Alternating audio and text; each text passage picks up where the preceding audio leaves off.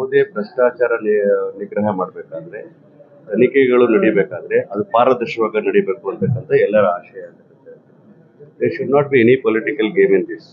ಆಮೇಲೆ ಯಾವುದೇ ತನಿಖೆ ನಡಿಬೇಕಾದ್ರೆ ಕರ್ನಾಟಕ ರಾಜ್ಯ ಸರ್ಕಾರದ ಮುಖ್ಯಮಂತ್ರಿಗಳು ಸ್ಪಷ್ಟವಾಗಿ ಹೇಳಿದ್ದಾರೆ, ನಾವು ಎಲ್ಲ ರೀತಿಯ ಸಹಕಾರವನ್ನು ಕೊಡ್ತೇವೆ ಭ್ರಷ್ಟಾಚಾರ ನಿರ್ಮೂಲನೆ ಮಾಡ್ಲಿಕ್ಕೋಸ್ಕರ. ಯಾರೇ ತಪ್ಪು ಮಾಡಿದ್ರೆ ಅವರು ಶಿಕ್ಷೆಗೊಳ್ಳಬೇಕಾಗ್ತದೆ. That is the law of this land.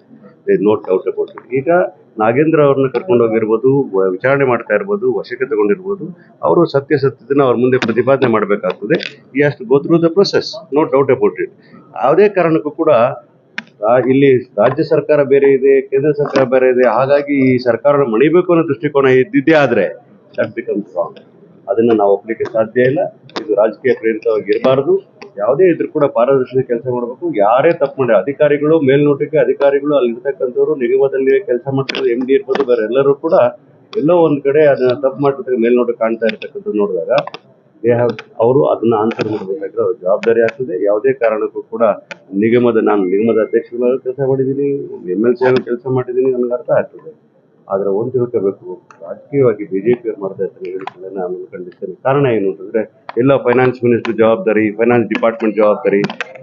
ನಿಮ್ಮ ಮನೆ ಮಾತಾಗಿರುವ ಪ್ರೀತಮ್ ನ್ಯೂಸ್ಗೆ ಒಂದು ಲೈಕ್ ಕೊಡಿ, ಶೇರ್ ಮಾಡಿ, ಕಮೆಂಟ್ ಮಾಡಿ, ಸಬ್ಸ್ಕ್ರೈಬ್ ಆಗಿ. ಎಲ್ಲರಿಗೂ ನಮಸ್ತೆ.